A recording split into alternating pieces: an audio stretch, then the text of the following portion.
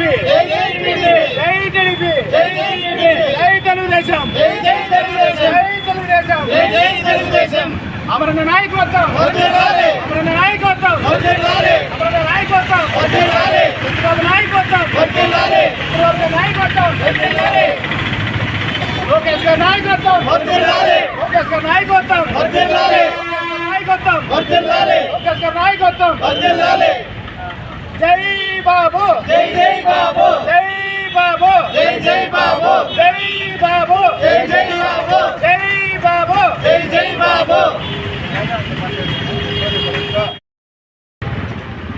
ఈరోజు భారతదేశ చరిత్రలో సువర్ణాక్షరంతో లిఖింపదగిన దినం.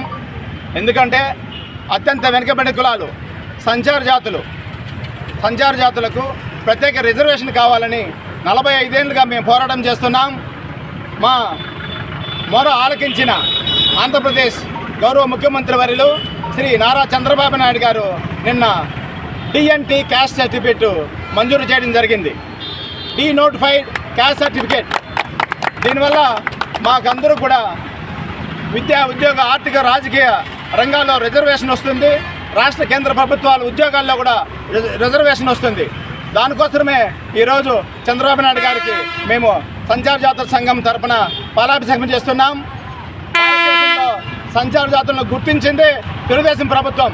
2016లో జియో నెంబర్ 17 ద్వారా సంచార జాతులకు భారతదేశంలో ఎక్కడా లేని విధంగా ప్రత్యేక కార్పొరేషన్ ఏర్పాటు చేశారు.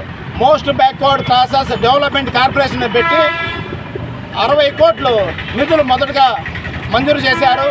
బ్యాంకులకు సంబంధం లేకుండా ఇచ్చారు. అది 90% సబ్సిడీతో 36,000 కుటుంబాలకి ఆ రోజు 2017లో రుణాలు ఇవ్వడం జరిగింది తెలుగుదేశం ప్రభుత్వం, గౌరవ ముఖ్యమంత్రి నారా చంద్రబాబు నాయుడు గారు. దాని తర్వాత ఎస్సీ ఎస్టీల కన్నా మేము ఆర్థికంగా వెనుకబడి ఉన్నామని బాబు గారికి చెప్తే మాకంతా కూడా ఉచిత కరెంటు 2018లో జియో నెంబర్ 24 ద్వారా ప్రతి కుటుంబానికి 100 యూనిట్లు కరెంటు ఫ్రీ ఇచ్చారు.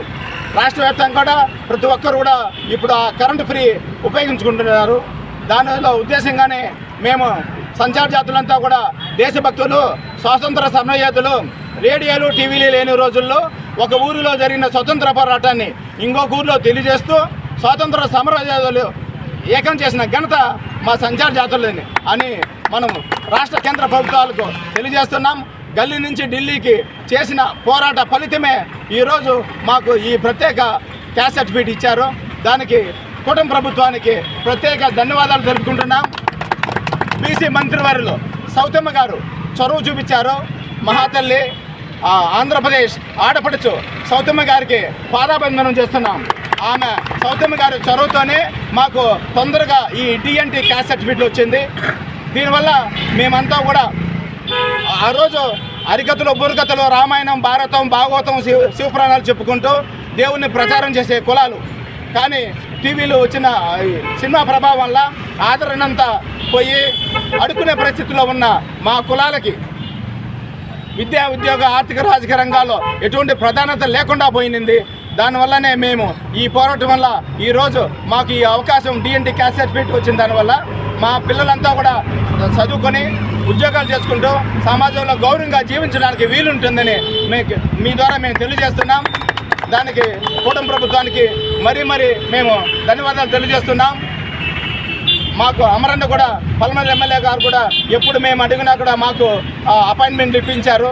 ఆయన కూడా మేము అమరన్న గారికి ప్రత్యేక ధన్యవాదాలు తెలియజేస్తున్నాం. సంచార జాతుల ఐక్యత, సంచార జాతుల ఐక్యత, సంచార జాతుల ఐక్యత, సంచార జాతుల ఐక్యత. జై తెలుగుదేశం.